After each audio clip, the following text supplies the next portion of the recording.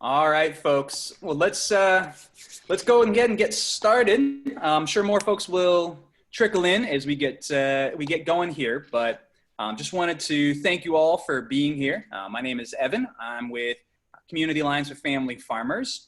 Just so you guys all know, we are recording this webinar to make sure that those who weren't able to attend this evening are able to get the results afterwards. So I will be sending out that link, and know that what you say will live on in infamy. So looks like we put a little welcome poll here to get things started. The question was, how would you sum up 2020 so far? We've been through pandemics, we've been through wildfires, and who knows what's coming in the next few weeks. Looks like there's a split tie between madness, bonkers, and upside down and inside out. But I think the consensus is that it's been a wild ride, and there's a lot to talk about. So just wanted to do a little background. I think, we know most of the folks here, and you guys are familiar with CAFF, but we've been around for over 4 decades advocating for sustainable agriculture and family farms. And a large part of that is making sure that the policies that get enacted, both at the local level and the state and federal level, really have the small farm in mind and sustainable food systems, so that I think there's a lot of interest at play when it comes to crafting those policies, but the small farm is very rarely included in those conversations. Usually it's just because they're too busy out in the field doing what they do, and to show up and follow the issues and be there meeting with assembly people in the Capitol. It takes a lot of time and effort to do that. And as you all know, time is something that's always in short supply on a farm. So what we do as an organization is try to give voice to those concerns, voice to those family farms, and try to promote policies that create more resilient family farms, ecosystems, and local food systems. So we're going to be talking this evening about a number of those policy issues that have a big impact. Some of which have already taken place, and catching you up, some of which are just coming down the pipeline, that we want to make sure that everyone here, who I'm sure supports the sustainability of our local farms, should know about and be aware and about how it's going to impact farms. So before we dive in too far, just want to do a couple of housekeeping, let everybody know that if you have questions, we're going to save that for the Q&A session. And what I encourage you all to do is there's a little chat feature, and all you got to do is throw your question in the chat section, and we'll gather those questions or comments. If you're hearing about a topic and you're like, oh, I have a really important point to add to that, or I have a resource I'd like to share, we really encourage you to use that chat section to educate everybody else here on the call. Drop it in there, we'll gather those, and we'll address the questions during the Q&A session. But we're on a very short, tight timeline because there's so many meaty topics and very, very little time to try to get through it all. So we're gonna do our best. Because of the time constraints, we're not really doing a deep, comprehensive dive into any of these issues. Consider this an opportunity to learn what is important for farms and farm advocates to know about. And so my hope is that after each one of these presentations, if there's something you hear that's of concern, that it piques your curiosity, I encourage you to check out. You'll see at the top of the chat section, I added a link, and that went out to the participants as well. But it's an online document that has a bunch of different topics that we'll be going over, as well as relevant links and resources. So I encourage you to dig a little deeper into that, and you'll have a lot more resources and information if you go there. So the other thing is just be kind. We're living in a very tumultuous political time, the most tumultuous that I can remember in my lifetime. And so I just encourage everybody to be respectful, try to back up statements with facts, or just if you have information that you'd like to provide as a counterpoint, I encourage you to do so, but please refrain from any of the kind of political discourse we're seeing elsewhere in politics, and try to keep it productive. And with that, the other thing I wanted to take this moment to do before we get started is take a moment of silence. We've had a lot of loss in our community.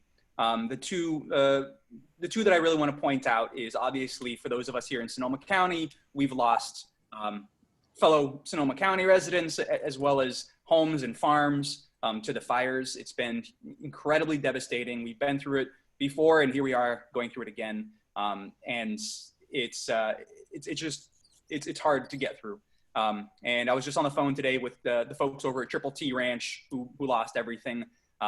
And it's a really tough time. CAFF has a lot of resources to assist farms who've been impacted by fires. So if you know anybody who has, please get in touch, and we'll be happy to provide more resources, including financial aid. Secondly, I wanted to take a moment of silence for Pete Price. Pete Price was for over 2 decades was CAFF's policy guru, really. He was a board member, he was our lobbyist, and he was the chair of the policy committee. Worked tirelessly in Sacramento to make sure that the voice of small farms got heard. He died last week in a bicycle accident. Really, really tragic, but I just really can't express how much he did, not just for this organization, but for the concerns of family farms all over California. And just a really amazing stand-up guy who we have huge loss for those of us here in California, and certainly to us here at the organization. So just a short moment here to have all those folks and all the loss that we've experienced in our community, keep those in our minds. So just a moment here.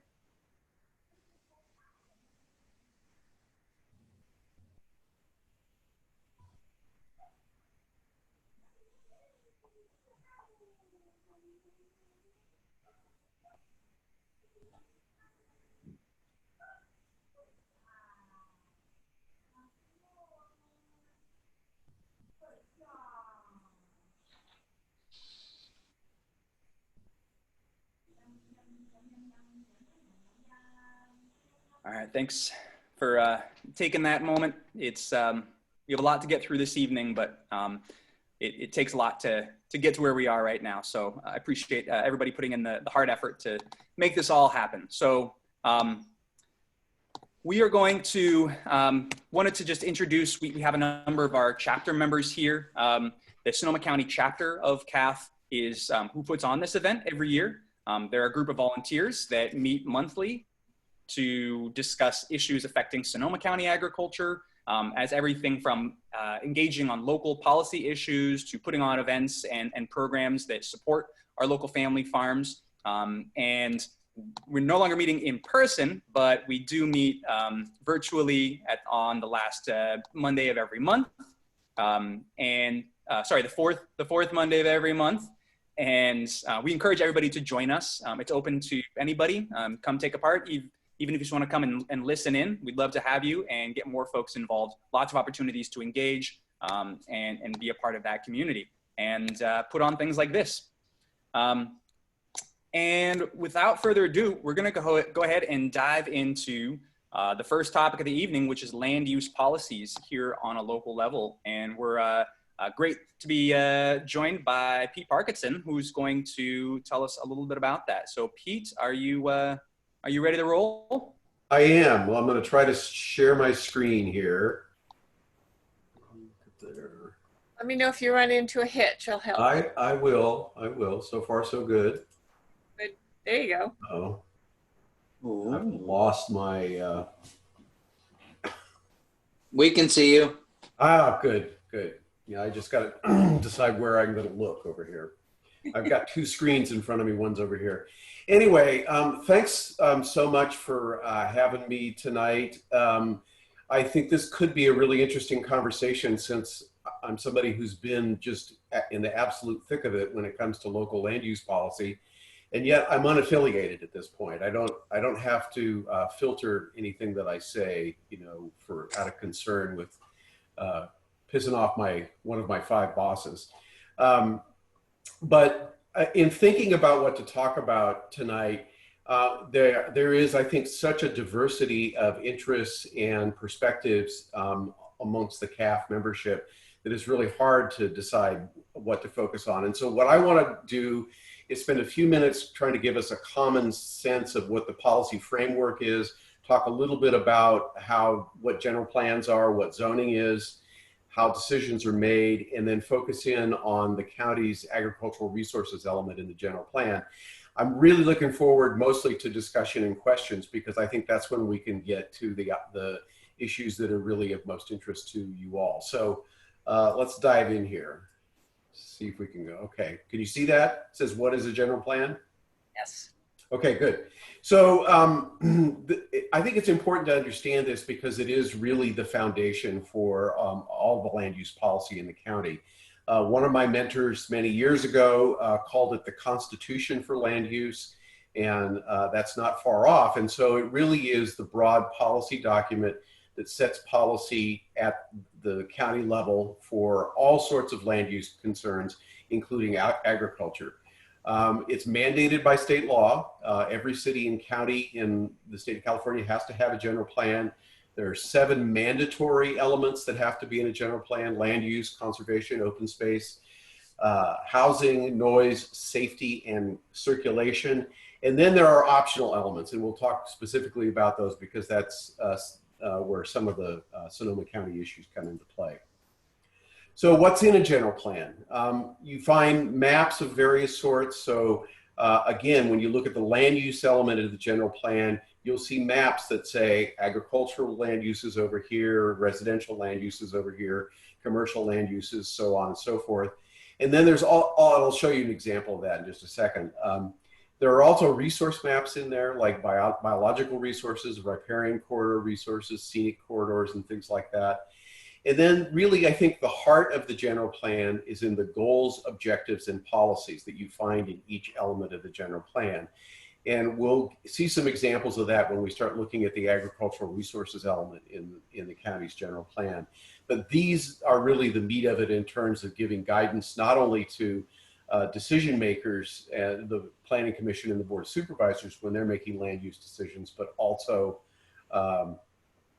staff when they're implementing the plan. So, and then implementation programs as well. So here's, you know, obviously the detail on this isn't important, but this is the county has 9 planning areas. This is the Santa Rosa and environs planning area. This big white donut hole in the middle is the city of Santa Rosa. And so the county's general plan only deals with the areas that are not within the city limits. So just to give you a sense of what you're looking at here, this is the north. Can you see my cursor when I move it around on there? Yes. Good. Yes. So this kind of pinkish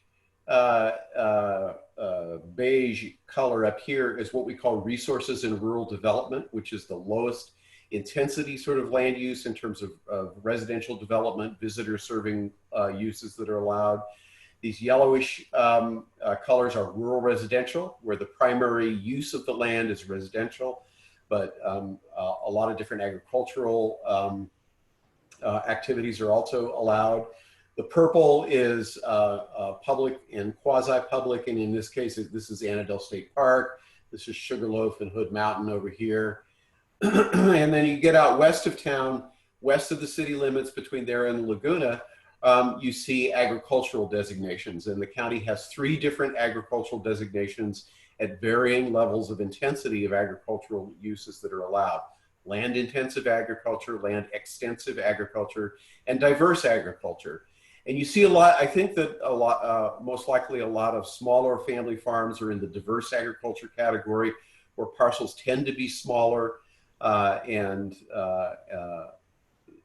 That's why I wanted to highlight that there.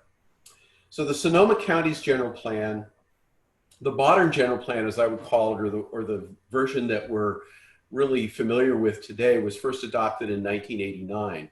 And there's a couple of unique things about the county's general plan from 1989. One is the strong agricultural emphasis that is in there. Sonoma County had seen a lot of suburban sprawl development in the 70s and 80s in particular, and continued to some extent into the 90s as well. But Sonoma County, going back to its beginnings, is very much an agricultural county. And so there was a lot of emphasis in the general plan about protecting agricultural resources, protecting the economic viability of farming and ensuring compatibility between farming and surrounding other land uses. There was a major general plan update in 2008 that was adopted, and I think one of the most significant items that was in the 2008 update was the adoption of a water resources element to the general plan. And I know you're going to be talking a little bit about the Sustainable Groundwater Management Act a little bit later, but so that's one of the optional elements that Sonoma County's general plan has, is an a water resources element. And we also have an agricultural resources element. And again, this is to recognize specifically the importance of the agricultural economy and agricultural land use in Sonoma County. Now, I think of interest to all of you should be that there is another general plan update on the horizon. In my opinion, it should have been started a few years ago, but a number of things have gotten in the way of that. And at this point, it continues to kind of get put off into the future. But I hope to see the county have both the time and the resources to devote to getting that update started later this year. So I'm going to move to zoning now, because this is the other tool that is in the planner's toolbox when it comes to land use decisions and permitting and things like that. And that's the zoning code. And this is really the primary tool for implementing the general plan. If you're a planner working in really virtually any city or county in the county, certainly true here in Sonoma County, you're going to consult the general plan from time to time, but you're going to consult the zoning code on a daily basis. And the reason for that is that it's the regulatory tool that's there. It uses the county's inherent police power. And what that means, quite frankly, is that the county has the legal authority to tell individual property owners what they can and cannot do with their property. It's not a popular role, I can tell you that, but that is the nature of the police power and the nature of the regulatory tool that is in the zoning code. So unlike the general plan, the zoning code carries the force of law. You can get cited or stopped from violating the zoning code, but you can't get cited or found in violation for violating the general plan. But the reason that it is such an important implementation tool for the general plan is that under state law, the zoning code and zoning has to be consistent with the general plan. And so they kind of go in lockstep there. And if you're following the terms of the zoning code, then you're also implementing the general plan. What does zoning do? So first of all, there's a zoning mapper in Sonoma County. It's a zoning database that has parcel specific zoning that determines the allowed uses that are allowed on each parcel of land within the county. I'll show you an example of that in just a minute here. So Sonoma County has zones, we call them zones or zone districts for residential land use, commercial land use, industrial, agriculture. There's 3 different agricultural zonings in Sonoma County: land intensive, land extensive, and diverse agriculture. And then resource land uses, as well as a few others that I won't get into. One of the most important things that the zoning code does is it lists the uses that are allowed in each zone, and it tells you what kind of permit that you need. And broadly, that is divided up into permitted uses, which are also sometimes referred to as uses allowed by right. And sometimes you don't need any permit to do these. And then the other category is uses that are allowed with a use permit. And that's a much more complicated and involved process, usually involves public hearing and so on and so forth. So that's a very important aspect of what the zoning code does, is it tells you what kind of permit is required to engage in a specific land use on a specific kind of property. And then also the zoning code has physical standards for development. So how many residential units can you have on the property? That's the density. How big can buildings be? How tall can they be? What are the property line setbacks, and so on and so forth. And then there are also standards for specific uses. So things like growing cannabis, having accessory dwelling units, farm stands, and things like that have a whole section in the zoning ordinance that spells out the standards for those uses. And I'll show you some examples in a second. This is the the zoning map for my home territory, which is in Bennett Valley. This is Annandale State Park right here. But you can see these sort of light colored lines here are parcel boundaries, and then the zoning is labeled on top of that. So this one that I'm pointing to over here on the kind of the left part of the screen is DA, which stands for diverse agriculture. B6 means that there's a density specified, and in this case, the density is 20 acres per, 20 dwelling units per acre. Oh, I said that wrong again. 20 acres per dwelling unit. Big difference there. In any case, reading zoning designations can be a real nightmare. The county has excellent tutorials on its website for helping you figure that out. But that's just the basics of what a zoning map looks like. And as I mentioned, the zoning code has standards for particular kinds of specific land uses. So here is a portion of the standards for farm retail sales. And you can see, so going back to what I was saying a minute ago about the type of permit that you need. In the agricultural zone districts, farm retail sales are a permitted use, provided that you comply with the standards that are in this section of the county code, section 2688-215. So, meaning that you don't need a special permit in order to do it as long as you meet these standards. So you've got things like the maximum area of the retail area can't exceed 500 square feet. You've got limitations on what you can sell. It's whole produce, prepackaged foods and non-food products, processed from crops grown on site or other lands owned or leased by the farm operator. You could have incidental sales of promotional sorts of goods, coffee mugs and that sort of thing, up to 10% of the floor area. This is a section that was added after I left the county. In 2014, the Board of Supervisors added this section, I think, particularly to address some of the concerns of small farmers. So I want to talk a little bit about the land use decision framework, and this is a really important kind of principle to understand here. There are two types of approvals that are that exist in the land use decision framework, and this is true in Sonoma County and every place else. Ministerial approvals and discretionary approvals. So ministerial approvals rely on fixed standards like we were just looking at. If you go back to this thing here, you've got a numerical figure, 500 square feet maximum. It's got a very clear statement of what kinds of produce and things are allowed, a maximum of 10% on your incidentals. So those are the fixed standards that I'm talking about, and no judgment is applied. Individual staff people or whoever's considering a permit application for a ministerial approval doesn't exercise their own judgment. They rely on the standards that are set out in the code. So the biggest, the most common examples of these are building permits, are ministerial approvals, the VESCO permits under the county's vineyard and orchard site development standards are ministerial. These are often called permitted uses in the zoning code. You meet the standards, you get the permit, and it's often an administrative approval. It doesn't require a zoning administrator or a planning commission review. It's typically done at the staff level down at Permit Sonoma. The other type of approval is discretionary approvals, and these are much more involved typically, and judgment is involved, and it's judgment about whether or not a use is appropriate for the neighborhood, whether it is consistent with the general plan, policies, and so on and so forth. So this discretionary approvals are things like use permits, subdivisions, design review. It often, but not always, includes a public process. There's always an appeal process that can end up at the Planning Commission or the Board of Supervisors.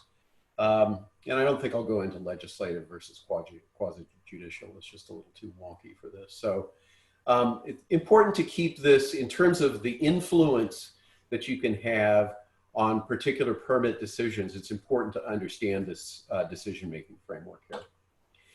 So as I mentioned, the County of Sonoma general plan has an agricultural resources element. And you can see the highlighted purpose here, to acknowledge the importance of agricultural production in Sonoma County. This was added in 1989. And then further on down, it says the purpose of this element is to establish policies to ensure the stability and productivity of the county's agricultural land. So again, it's a matter of county decision makers at the planning commission level, at the board of supervisors level, recognizing the importance of agriculture in Sonoma County and planning for the sustainability of that land use in our county. This is a listing of the various sections of the agricultural resources element in the county's general plan. You can see things like assisted marketing and promotion of ag products, a couple of categories that talk about the conflicts between agricultural land uses and other land uses that may encroach on agriculture. So you've got policies about limiting intrusion into residential uses. You've got regulating the location and intensity of agricultural support uses. These are things like packing sheds, tractor repair, things like that that are very important for the ag industry and may need to be located in agricultural areas. And then the one that I want to highlight a little bit, because it's of such interest, I think, to so many people in this county, is regulating the location and intensity of visitor serving uses within agricultural areas. It is a kind of an ongoing struggle, if you will, I think. And then you've got farm worker housing and stabilizing farmers' economic situation as other parts of the ag resources element. So diving just a little bit deeper into the visitor serving aspects of this, this gives you a sense of what the goals, objectives, and policies look like in the general plan. So the goals, typically start off as kind of your maybe a vision statement, if you will. It's really the broad vision for how you want to address a particular issue. Objectives start honing in on what you want the outcome to be at the end of this. And then policies really are the guidelines that staff and decision makers use in deciding whether or not they're going to approve particular land uses. So you can see here, allow new visitor serving uses and facilities in some agricultural areas, but limit them in scale and location. These uses must be beneficial to the agricultural industry and farm operators and compatible with long-term ag use. So that's the goal. That's the overriding goal in the county's general plan in relation to this issue. You get down to the objective and it says visitor serving uses shall promote agriculture and enhance marketing of Sonoma County agricultural products. And then you say, okay, well, what does that really mean? What am I looking at when and evaluating when I'm looking at a use permit application or a particular proposal that's going through? And here are some of the several of the guidelines here.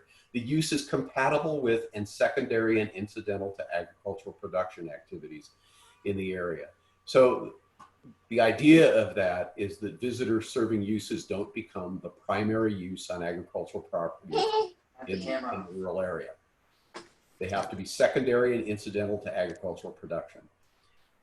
And then you get down to the bottom and it says activities that promote and market agricultural products such as tasting rooms, sales and promotion of products grown or processed in the county, educational activities and tours, incidental sales of items related to local area ag products are allowed. And this is big enough to drive a truck through here.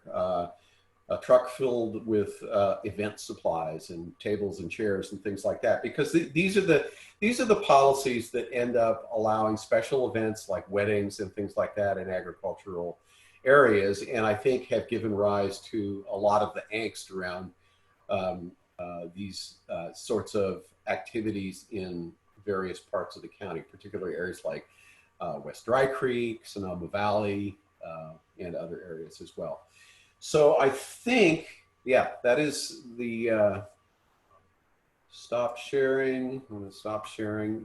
That's my presentation. Like I said, I just wanted to give you a kind of an overview of this, and what I really look forward to is your questions and comments. All right, thank you so much. And so if you have any questions, throw them in the chat section and we'll come back to those during the Q&A session. But wanted to hand it over next to Wendy Krupnick, who is she won't admit it, she's the president of our local chapter. And take it away, Wendy.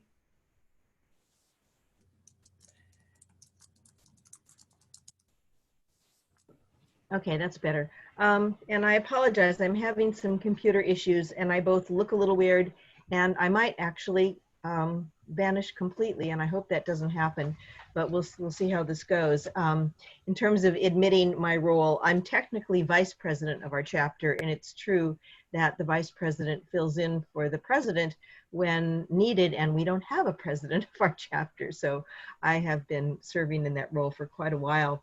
And so our chapter, and thank you, Pete, that was an outstanding overview and really the perfect lead-in for explaining why our chapter policy committee has been so engaged in a lot of these discussions in the last, well, 20 years that I've been involved, 21,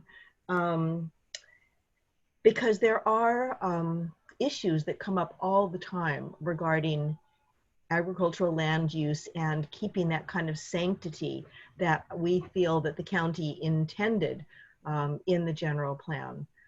So I'm going to try to really briefly summarize some of the work that our chapter has done, and both to inform you of some of the hot topics, but also to invite some of you who are watching and listening this evening to join us and be involved. We are incredibly lucky to have fantastic mentors in our chapter policy committee, including Rue and Terry Harrison and Norman Gilroy and others in the community, certainly having partners like Karen Giovannini and, you know, to be able to call on Pete. And then of course, Dave on the state level, Dave Runston, policy director of state CAFF, but they have mentored all of the rest of us. And we've learned so much so that I actually feel confident putting my name on these documents that we submit to our supervisors, to the planning commissioners and others, because we actually know what we're talking about most of the time. And we really do have agricultural interests at heart. So to our general plan, we are really disappointed. Last year at this event, we talked a lot about what was supposed to be the upcoming general plan update, which Pete referred to, but unfortunately that's been put on hold indefinitely now because our county doesn't seem to be able, and we understand this, to be dealing with so many layers of crises and do long-term planning at the same time. And a lot of it is just literally a funding and capacity issue. But our concern is that some policy directives, some decisions are being made that are going to that are affecting long term without going through the thoughtful process that a general plan update entails. So we have been quite concerned about that, and also we feel that with climate change and all these crises, that some updates to our existing policies really need to be made to help us hold on to agriculture, to mitigate and adapt to these changing conditions. So that's kind of a backdrop. Meanwhile, jumping right in, as Pete mentioned, visitor serving uses on ag land has been a really hot topic. There have been a number of proposals for lodging, resorts, and then also housing, residential housing. That's been another kind of controversial threat, we feel, on ag zone land. And we've opposed a number of these proposals as we feel that they violate this whole intent of zoning. Ag land has been designated as such due to the quality of the soils, topography, and other characteristics. We feel that markets and crops will change over the years, but if we let ag land become paved over, our capacity to feed ourselves now in the future will be lost. And we could see Sonoma County becoming much like what Silicon Valley, which used to be known as the Valley of Heart's Delight, to see what's happened there. And we really don't want that to happen here in Sonoma County. Also, events on ag land are a really hot topic. We have repeatedly encouraged our supervisors to move forward with comprehensive and enforceable ordinance and guidelines for winery events. This has been needed and promised for over 5 years, but the can keeps getting kicked down the road. Dealing with events on other types of ag land other than vineyards. Enter will talk again. has also been kind of on the back burner, but it's interesting, due to the pandemic, the supervisors actually bumped that up and passed an urgency ordinance this year. And there's details about that in our kind of resource document, which actually goes into a lot of detail about what kinds of events we can have on other types of ag land. We haven't made any comments on that yet. If there aren't any complaints, it's supposed to be made permanent by the end of this year. I think it's generally pretty good. I personally have some concerns about the farm-to-table dinners, which are allowed in this urgency ordinance.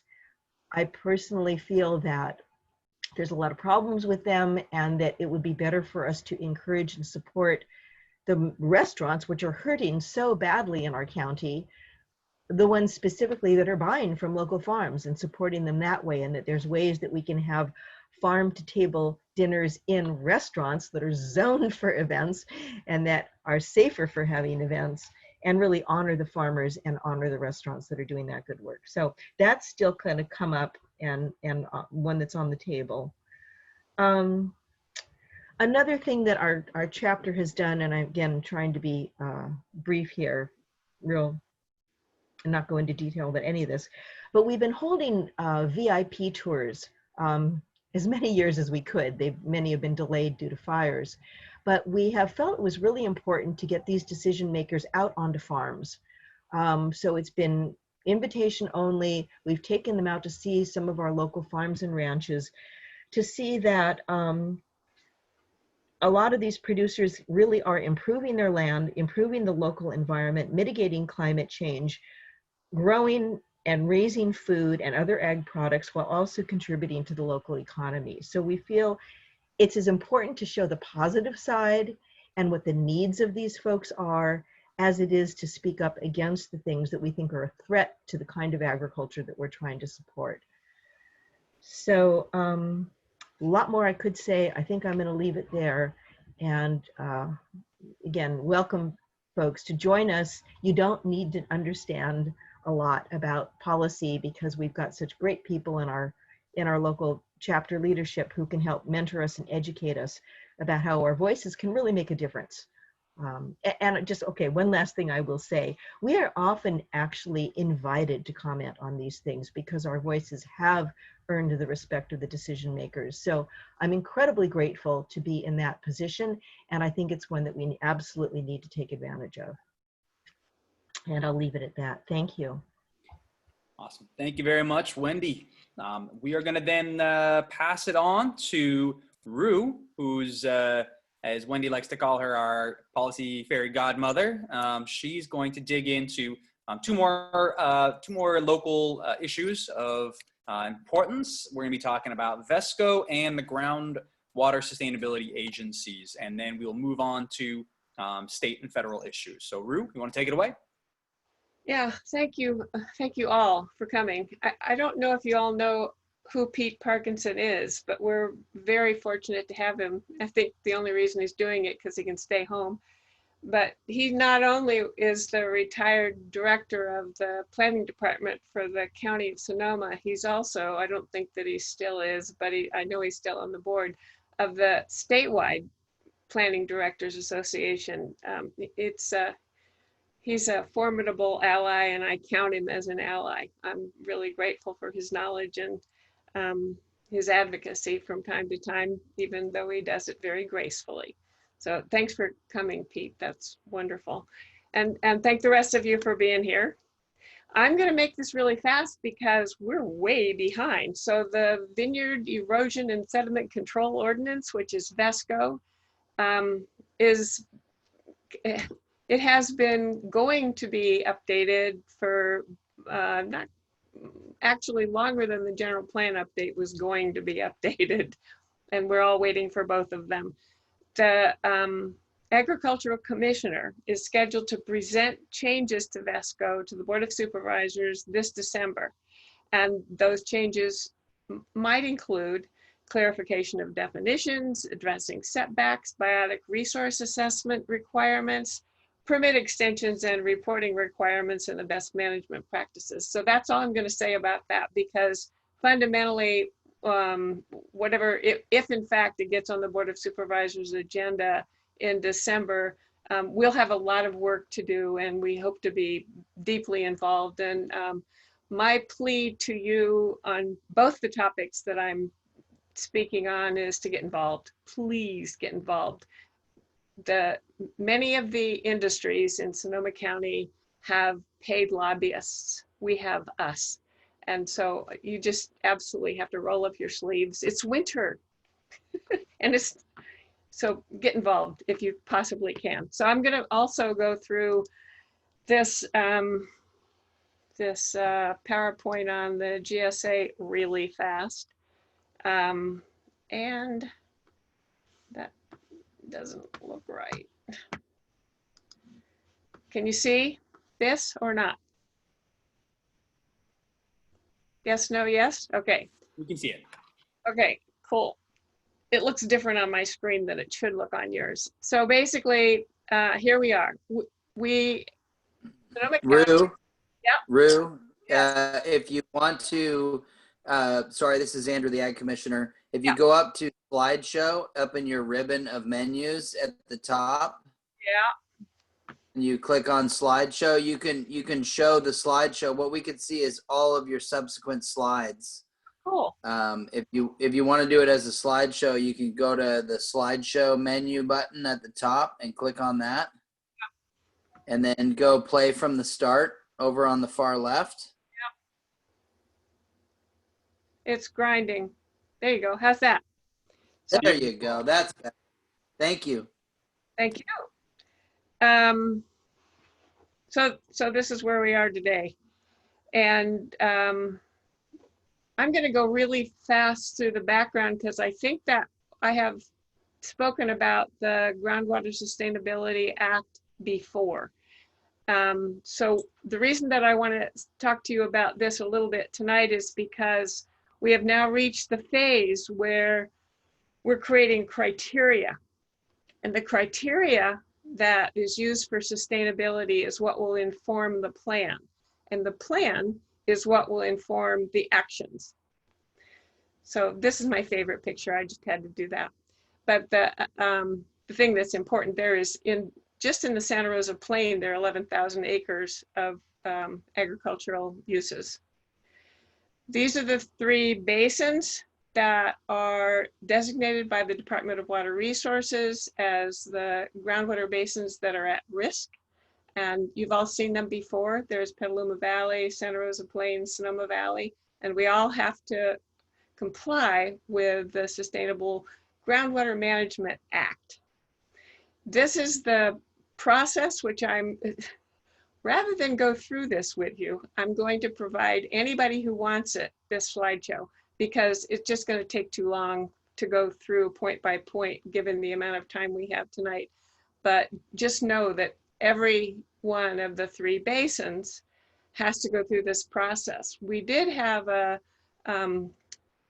moment when we thought we were going to have 2 additional basins because the Department of Water Resources identified 2 more basins that could be at risk, and the county was able to establish that they were not at risk, and so we still have 3. This is where we are now. We're in the step 2, which is developing the plan, which means that we're developing the criteria in order to develop the plan. These are the sustainability indicators. They're pretty straight ahead. They're all the things that you'd be worried about in order to maintain sustainability. The devil is in the details with these because they all look great, but the trigger, the tipping point, is part of what the criteria describe. And that's the reason I want you to understand what this is, that the criteria that create the tipping point are the trigger for implementing the plan. This is just to make sure that you understand that. This is all relative to a budget, which has to do with the same thing as your bank account. Water in, water out, how much have you got in savings? Savings is the groundwater. This is a water budget diagram, which basically shows you all the ways that it comes in the light blue, and all the ways that it goes out in the pale pinkish color. I'm going fast, I'm sorry, but we've got time to catch up. So this is the part that is, if I can get my mouse to, whoops, mouse to work. The ag package is in blue to the left, and the agricultural pumping are the things that, and the municipal, domestic, and commercial pumping, that's what creates the information that informs the estimate. And the estimate is the part where I think you have an important role to play, because what is happening is the amount of water that's used by crop per acre is estimated. And so it's important that we get that right, because later it will inform not only the plan, but the fee structure. So you don't have to memorize any of this, you can have the slide. This is basically the inflow, just so you get an idea. You can see that inflow basically comes out of all these different sections, and that bad years we don't have as much inflow, and good years we do. This is the outflow, and you'll notice that the pink is the agricultural pumping. This is an estimate. So it's important to recognize that if we can have that accurate, an estimate, rather than an estimate, have an accurate number, especially by crop, we'll have a far better plan in order to create sustainability. Rue, are you saying that the past years are estimates even? Yeah, part of it is estimated, because how would we know? We don't have well monitors for everybody's well. Okay. And then this is just sort of help you see the changes in the groundwater storage, and you can see on the bottom chart where it gets kind of hairy, and that the changes are fairly dramatic, and we are generically going down in bad years and up in when it rains a whole lot. But we don't have a good mean. It's not stable. So here's the estimated use by sector, which is the part that I'm wanting you to focus on. The dark blue or purple, whatever it is on your screen, is the agricultural pumping, and that's every kind of agriculture that it isn't broken out on this chart at all. But you can see that it's in the Santa Rosa Plain, it's a fairly large percentage. This one I wanted you to see, not because you need to look at the numbers, but you need to understand the types of agricultural uses that are being identified, and the generic estimates that are being applied. And this could be done a lot finer grained, depending on what kind of input we get from farmers.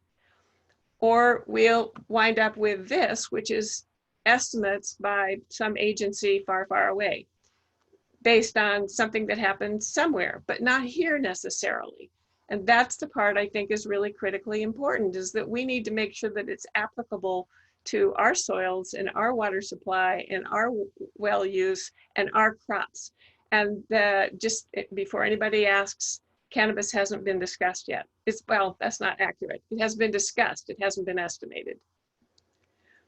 Then this is way more than you want to know, but I just want you to know that basically we are using more water in the Santa Rosa Plain than is recharged to a, it's not a terrifying amount, but it's of concern. And if it's a trend line that continues, it means it won't be recharged. The main takeaway of this, as what I said early on, is you really have to be involved in order to get these numbers right, because even the studies say that ag water use estimates are highly uncertain and difficult to estimate because there are huge data gaps. And those data gaps could be filled by people who actually grow things and would be willing to share not their water level, but how much water they use per acre per crop. And that would be significant in terms of informing the criteria and the, hold on, Michael, we're gonna do questions at the end. So you're gonna get a survey in the mail. And the takeaway that I can't emphasize, except for every slide, is please participate. The changes in projected water demands are going to be relative to rural domestic well users, which is, you know, everybody who's got a house on a well, and the agricultural land uses. And that will be informed by whatever it is you provide as information. There are two other issues. Well, there are many more other issues, but two major issues. One of them is climate change and how to project that. And there are a lot of discussions about, well, should we take the worst case scenario, or should we take the more moderate path and play it, well, I don't know that that's playing it safe, but take a more moderate path, and if we're wrong, fix it later. And we also don't know about population growth and intensification of use. So acre of grasslands that isn't irrigated may use almost no water at all. But if next year an acre of what's a really high use, you know, cannabis, I don't know, whatever it is that's a really high use agriculture, that intensification of use will make a big difference in the kinds of planning that has to be done in order to maintain sustainability. This is just basically to give you the overall thing about SGMA, which is the Groundwater Management Act, and that's that we have to project 50 years, and we have to include climate change, population change, groundwater demands. We use simulations, but I hope that the simulations will be informed by information that's accurate. And then what happens is, if the simulations that are reasonably well constructed project that we are failing in one of those 6 criteria that I showed you early on, then we have to do something. We have to preserve the groundwater levels at whatever level it is we decided we were going to maintain. Thank you. I tried to go really fast. Great. Thank you, Rue. Were you going to dive into any other topics, or is that the full suite? That's you've got it. Okay. All right, did I go fast enough? You did an amazing job. Because we're so far behind. We are. It was an ambitious agenda for sure. But let's go ahead and take the next 5 or 10 minutes here to just to dig into any questions regarding some of the local issues that we've just discussed. Hey, Evan, this is Andrew from the Ag Commissioner's Office, and if anybody has any questions specifically about VESCO, that's what I'm here for, is to answer any questions about what's coming to the board in December. So happy to answer. Great. Thank you. I have a general question, Evan. Go for it, Michael. Well, and then this would be to Andrew or Rue or Wendy or anyone that's spoken, actually, Pete. I'm very curious, given the fact that the last 5 years we've had amazing, problems here with fire and smoke and is the general tenor within the departments that are planning and within the Board of Supervisors that we have to think about worst case scenarios, or are they still motivated to think kind of more rosier pictures or take a moderate stance?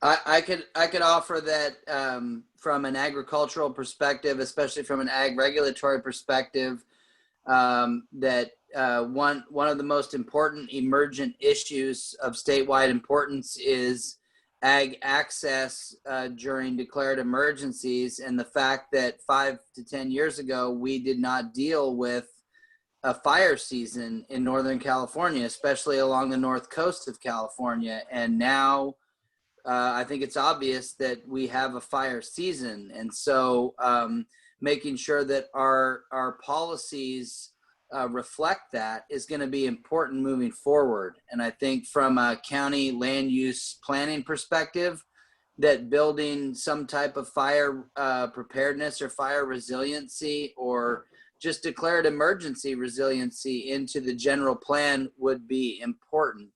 And I know, Evan, you mentioned about health related resources element in Santa Clara County's general plan. And, you know, with the pandemic we're dealing with and all of these issues related to fire emergencies, I see that as being very important moving forward. I also think that from an agricultural perspective, anything that we can do to strengthen our ag resources element moving forward, not just on the sustainability front, but on making sure that we mitigate conflicts between agricultural and urban uses is going to become that much more important. I think if you want a good case study in what urbanization can do to a county that was primarily agricultural, you know, before 1970, I would look at Santa Clara County, because if you look at Santa Clara County in 1950 and 1960, it was all orchards. And if you look at it now, it's all housing and urban development. And it's unfortunate, but on more than one occasion, certain agricultural lobbyists in the county have stated that the last crop you plant in Sonoma County is a house. So I think we need to think about that in a long-term perspective. Yeah. And in terms of the other point, in terms of sort of rosy versus, you know, the predicting changes in the future, one big conversation that's being had with regards to their general plan, which again is like, you know, you're setting a blueprint and policies that will be in effect for a very, very long time. So you have to anticipate, you know, they're also looking at land use rezoning as it relates to sea level rise. I mean, so we're going to see climatic changes. We're going to see actual geography shifting on the coastline. And obviously that's going to have a big impact as well on how we zone and how we manage those lands. I think, Pete, you had something to say? Yeah, a couple of things on that. One, just on what you were just talking about, Evan, about the need to plan for climate change and whatnot. One of the areas where Sonoma County is kind of behind right now as a result of not updating its general plan is that state law now requires the general plan to address climate adaptation and look at climate futures and provide policies and goals and objectives to deal with climate adaptation. So that would be one very high profile issue that I would expect to be covered in the upcoming general plan update. And then the other comment that I had is earlier today, I was listening to the Board of Supervisors meeting where they were talking about allocating this, it's now $123 million, I think, which is what remains of the lawsuit settlement with PG&E over the 2017 wildfires. And I would say to your question, Michael, I think that there's a broad recognition on the board and in county staff, it seems to me, that we're living our worst case scenario. And not only that, but we can't turn back the clock and go back to the way it was. Supervisor Rabbit made I thought it was a very apt characterization where he talked about it being a generational challenge and that requires a generational response to it. So, you know, I think they take it seriously with, you know, how that translates into actual action and policy and whatnot. It depends a lot on us, you know, the folks that are out there in the community. Pete, if I could add to that, I just think that when we talk about climate adaptation, I think all of us in this particular meeting tonight are going, you know, what does that look like? And I think it's whatever we imagine it to look like in this group here, because if we're going to have an impact on policy, well, we need to have an idea about what that looks like moving forward. And so what does climate adaptation, as far from a land use planning perspective, what does that look like? Does it look like, in your opinion, does it look like carbon credits? Does it look like let's put up some wind farms? What does it look like? And I have some ideas, but I'm sure everybody does. From my perspective, it's all of the above. You have to use your entire toolbox to go after that. So it might be, different decisions about where development is appropriate in this county. If you've got areas out in the wildlands that are just going to burn and burn repeatedly as the climate gets drier and hotter, maybe we shouldn't be developing out there. Now, I will say, to Sonoma County's credit, there's not a lot of development out in those areas currently. There was in the 70s, 80s, and 90s, but that's really diminished as well. So I think it's a whole suite of things, and there was a pretty good start at that conversation in the climate action plan that the Regional Climate Protection Authority developed a few years back. But that's the kind of conversation that needs to continue. So we're gonna close off the local section of tonight's discussion, but we can always come back to it at the very end as well if there's lingering questions or conversations that want to be had. And I think a number of us have agreed to stay after a little bit longer if folks want to dig into any of these topics a little further. Rue, you had something before we move on? Just quickly, we're going to capture the questions, and so if asked a question and want us to respond to it electronically later, we'll have captured the question and we can try and get back to you if I think we're going to run over tonight. Yes. And I'm sorry, but I have to bathe my daughter and put her to bed. And if I don't, then I'm going to be in huge trouble. So I need to leave. But I just wanted you all to know that if you have any specific questions about policy related to VESCO or cannabis and what's coming either at the end of this year in December or February of 2021, please do not hesitate to reach out to me directly. And Rue can forward you my email or my phone number. I'm happy to answer any questions. And as soon as things are publicly available, do not worry, we will make them available to you. And if we want to have a separate meeting just to discuss VESCO or just to discuss cannabis, I'm happy to do so, and very eager to make sure that everybody's involved in a public participation. Okay, so. Great to have you here, Andrew. Thank you for attending. Thank you. Have a good evening. All right. Dave Brunston is coming all the way from Davis, California. And Dave here is our policy director at CAFF. He's been digging into state and national policy issues for a very long time, wealth of knowledge, hard at work in the Capitol, making things happen. So Dave is going to tell us about what's happening at the state and national level, what's taking place, and what we should be looking for in the coming months. So take it away, Dave. Thanks, Evan. Yeah, it's a lot easier to attend this year. I can just sit here at my desk. This is going to be very selective, right? Because I don't have a lot of time. I'm not going to talk about stigma. I'm not going to talk about land use planning. Although I will note that the state is really hell-bent on increasing housing requirements, what are called the RENA requirements for local governments to build housing. So I think that's definitely something to look at.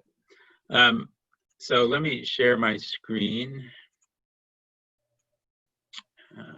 See how this works there. So there he goes. Okay. So we'll start here. So you can read these slides. I'm not going to read them to you. I'm just going to talk in general terms as we go through them. So we're engaged now in essentially a policy development process, where we talk to groups in different parts of the state about policy issues that have been going on. And we've been running a survey. Evan has put out a survey to farmers and members to solicit input in what priorities are. And I'll mention a little bit of that in a second. you know, and then in the fall, oftentimes we develop policy ideas and introduce bills and things in the early part of the year. Who knows what's going to go on next year? 2020 was a very difficult year in Sacramento, as you can realize, because of COVID. The legislature hardly met for months. And then in Washington, D.C., you know, very little was accomplished other than some emergency assistance. So let me talk a little bit about what has actually gone on. So this is our initial survey results, the first 109 people who responded, and see what the policy priorities were. There's a lot of climate-related and healthy soils, regenerative kind of top priority. Also promotion of local. Sigma appears there, number 8, and immigration reform, number 10. But, you know, there's another 20 or so priorities down the way, but these were the top ones so far. So we'll put out, you know, what the ultimate responses are to the survey, because there's a lot more to it. And so if you haven't taken the survey, I encourage you to do. So what actually, when we started the year in Sacramento, we had a long list of bills that we had targeted. Most of them died simply because, like I said, COVID got in the way. And so the legislature decided to focus on COVID-related things, housing-related things, although they really didn't do much on housing at the end of the day. But so here are some bills that actually passed. The first one, the Hill bill, there were several bills trying to, with the workers' compensation issue for farm workers, or actually for all workers in California.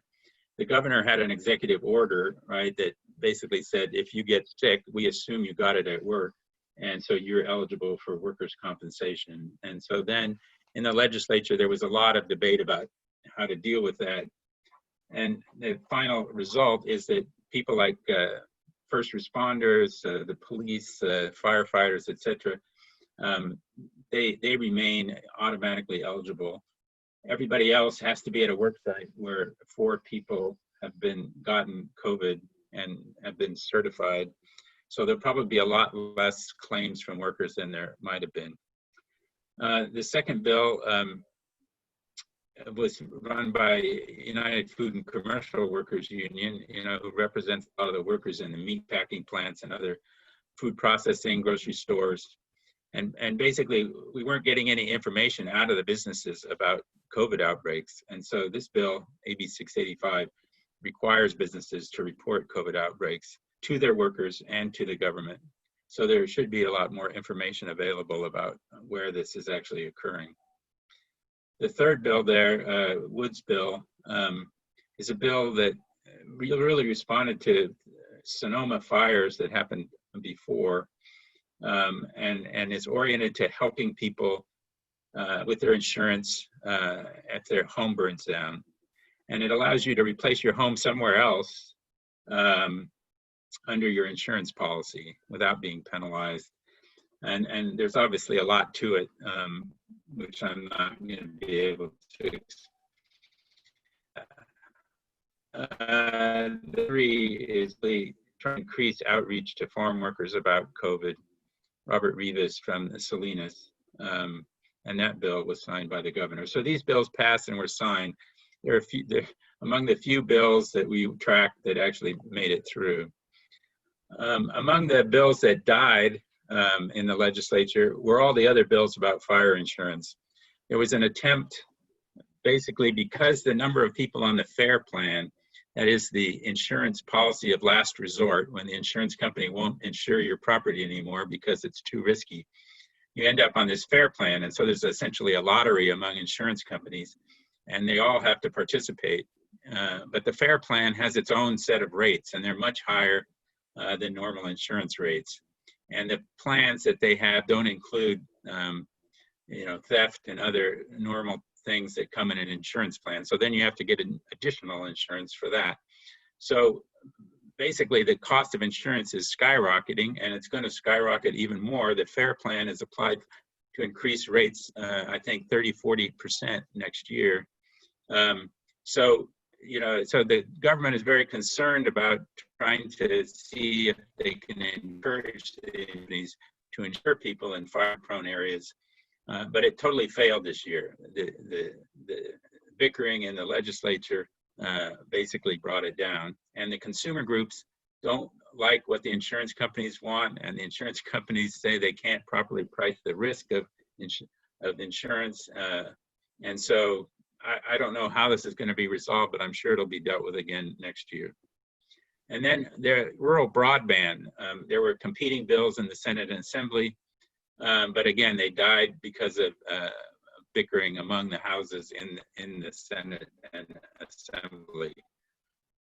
So we have all these kids that don't have access to broadband, and they're supposed to be on remote education. So it's a significant problem.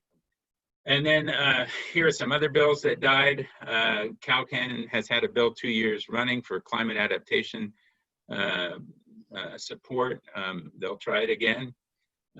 We ran a bill for 2 years running trying to increase the UC Small Farm program.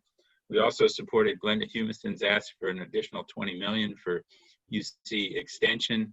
That didn't go anywhere.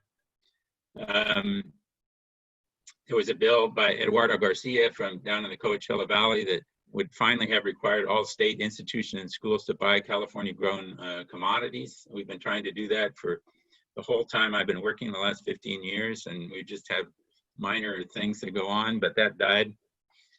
And so, essentially, the state budget situation is very difficult. We have a $54 billion deficit. And the state has been, looking for money from the federal government to help bail them out. But Donald Trump just announced that there would be no deal before the election. And since October 15th comes before the election, these cuts are going to kick in. $14 billion of cuts, which include furloughs for state government and cuts in higher education and other things like that. And then in addition to the general budget problem, which is due, of course, to the pandemic, we have these low cap and trade auction proceeds, which are also due to the pandemic. So usually they were getting about $750 million in each auction, and there are quarterly auctions. So this year, in the spring of 2020, they only got 25 million out of that auction. And then in August, they got 475 million. And so as a result, the state basically said, okay, we're going to prioritize what we're going to spend this greenhouse gas reduction fund money on. And so the environmental farming programs like Healthy Soils and all of that, they were moved to the bottom. The only ag-related program that was above that was this farmer program to replace diesel engines. So we don't have a lot of expectation that we're going to get any money for any of these environmental farming programs in the next year.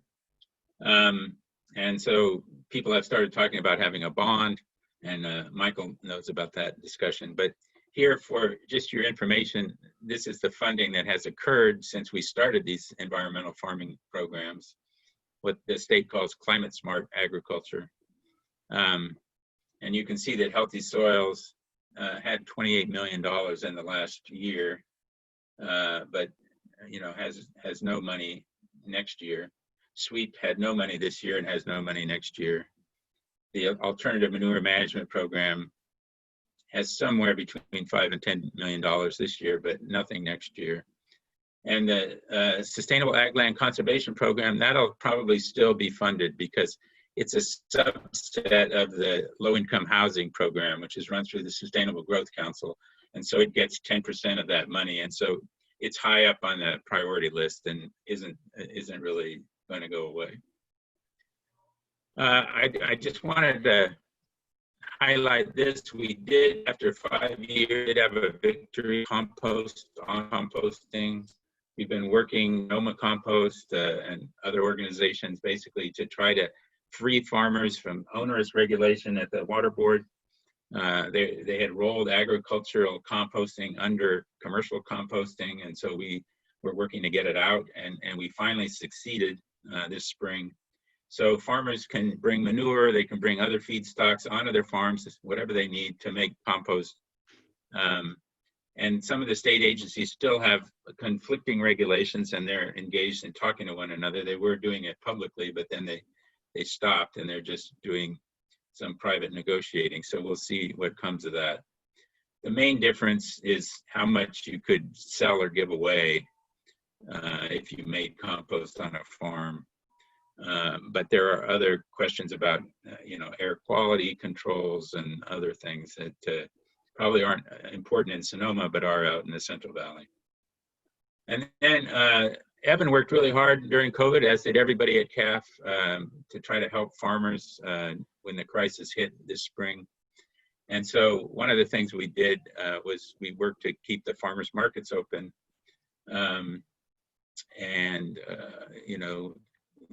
We had Karen Ross declare public services like grocery stores, and that was successful. And we worked with other people. We haven't been 100% successful. There are cities that have just refused to open farmers markets. Beverly Hills refused for quite a while. The city of Campbell still hasn't opened the market.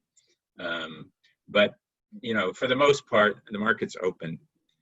But the state tells us that the numbers of farmers markets and the numbers of farmers going and selling at farmers markets are declining over the last couple of years. And so that's something that we're going to have to take a look at more closely, why that is. Then at the federal level, most of the legislation that affected people here were these emergency programs. And there were a variety of things like the PPP program and other ones, but the one the USDA ran was called Coronavirus Food Assistance Program, and the first version of it really wasn't useful to small farms. So now we have this program 2.0, and there, if you're a specialty crop producer, you can get 10% of 2019 sales. And there's no limit on how big an operation you can be. So if you sell $50 million, you can get $5 million from the USDA. And if you sell 50,000, you can get 5,000. So it's right in line with typical USDA subsidy programs. The bigger you are, the more money you get. And this is a Farm Service Agency program. So farmers have to apply through the local Farm Service Agency office. And they have until December to apply. And so this is what the federal government essentially has offered to especially crop farmers. And you will need some documentation. USDA says they'll do a random audit of farmers who apply. So you can self-certify, but then if they come and audit you, you would have to demonstrate that what you said was true. And so what we had been working on is this HR 8096. This was Representative Adams from North Carolina. Our partner organization in the Carolinas, the Carolina Farm Stewardship Association, had done a survey, and they had been, a lot of the small farmers were going to go out of business if they didn't get some support from the government. And so they concocted this bill, and for farms that had less than $100,000 in sales, it would pay them between 40 and 70% of 2019 sales, rather than the 10% in the CFAP 2.0 that I just talked about. So, we've been kind of lobbying Congress people here in California to support this bill and see if we could get it in.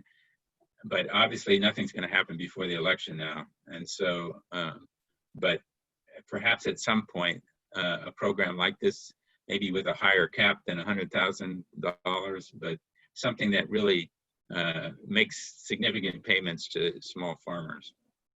And the bill, also was going to fund farmers markets and local food system development and other things. So there's a lot in there that we would support. Finally, maybe I let Evan talk about this. We have Proposition 15 on the ballot coming up. maybe you know, CAFF has taken a position of supporting it, whereas most farm organizations are opposed based on the Farm Bureau's reading of it. So Evan, you want to say something about this?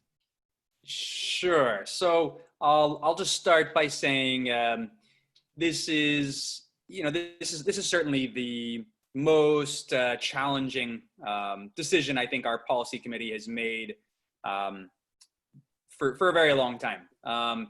This, if you haven't been following, is a change to what was installed by Prop 13 many decades ago on property tax evaluation. So in a nutshell, when a property changes hands, it's reassessed.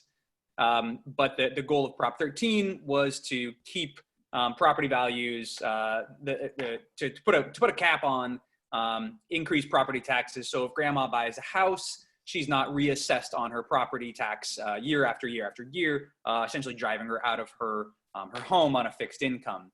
The challenge there is that in the process of making that happen, it was intended for residential, but when it actually came down to it, it was applied across the board, which means even commercial and industrial properties, everything from grandma's house to Google headquarters, was given the same protection. So that for decades, you could have the same property owned that was getting the same, being assessed at rates from 20 years ago.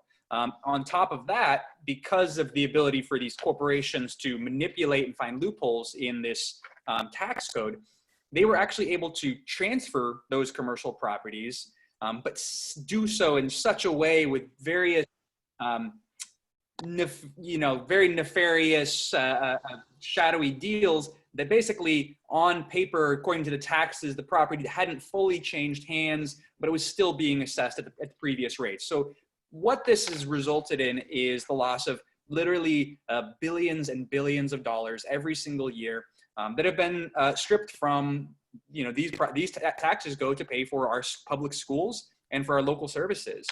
So we've had local governments and school districts in desperate need of funding. California, despite the economic success that we are, I mean, again, just keep in mind, this is California where we have over 1 million millionaires, right? There is wealth here. There is wealth to tax in this state. And yet somehow the funding per student of California public schools continually ranks towards the bottom of the list, which is, I would certainly say is an embarrassment in and of itself. Now, this Proposition 15 would change that so that residential stays exactly as it is, but commercial and industrial property is going to be reassessed and doesn't get that same protections under Prop 13. But in this, agricultural land was very specifically exempted. And it says agricultural real property and property used for agricultural production would be exempted. The main controversy here is what exactly that means. Somewhere along the lines, there was some interpretation that for some reason, people started to say that improvements on that agricultural land would in fact be taxed. We're talking about orchards, vineyards, milking barns, irrigation. They were saying that those would be taxed. But after speaking to the bill's authors, after talking to county tax assessors, we couldn't get anywhere in the actual bill itself, in the proposition itself, or anybody from a tax assessor's perspective that said, for some reason, that for any reason why they would tax a milking barn or irrigation or an apple orchard as if it was commercial and industrial property and not agricultural property, which is exempt under this proposition. So that's the main contention around this in terms of agriculture. So there's a lot of signs out there that say, Prop 15 will be the end of agriculture, that it's going to tax orchards. That's not the case. From everything that we've learned about this proposition, we find no evidence for that to be the case. But what this does do is it provides a $500,000 tax exemption on personal property, including business equipment and fixtures. So if you're, while this will affect industrial and commercial property related to agriculture, so I'm saying you have a commercial tasting room in the Barlow and Sebastopol, if you have milk processing facility in downtown Petaluma, yeah, those will be reassessed just like any other commercial and industrial property. And that is an unfortunate side of this proposition, and will have some impact if those costs are passed on to the farmer. But we have no reason to believe that it's actually going to affect the farms themselves or their improvements. And on top of that, a lot of the small farms that we work with are provided this $500,000 tax exemption. On top of that, I forgot to mention one of the most important things about this whole thing is that while I said that commercial industrial property would be reassessed under this new proposition, that's only if the property is worth more than $3 million. And small businesses of less than 50 full-time employees are totally exempt from the taxes on personal property. So there's actually a significant benefit to small businesses. It was designed intentionally that way. The main goal here is to make big businesses and corporations pay their fair share of taxes. And that's where we are right now. I know we've made a few people a little upset about coming in support of this thing. Again, it's not a perfect proposition. But we at CAFF and our policy committee, which is comprised of farmers across California, believe that the risk the benefits far outweighed the risks involved here, and that it's time to make corporations pay their fair share. And we need these resources, especially right now when we have local governments and schools tightening their belts in terms of budgets. So.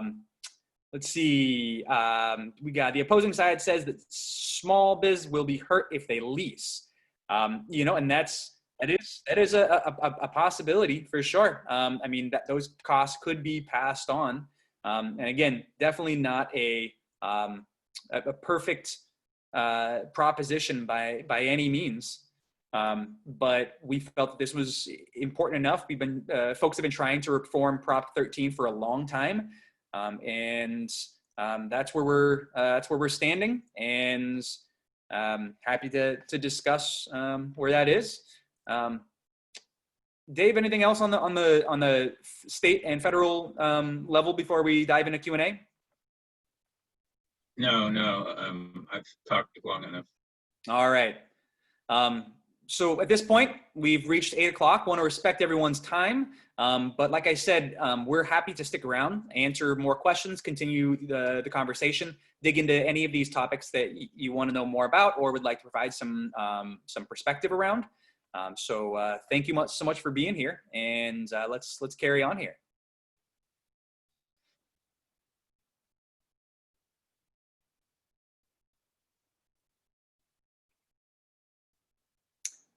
No, any further questions or comments? I'm going to see if there's anything burning in the chat room that we can deal with, and then let people go. It's late.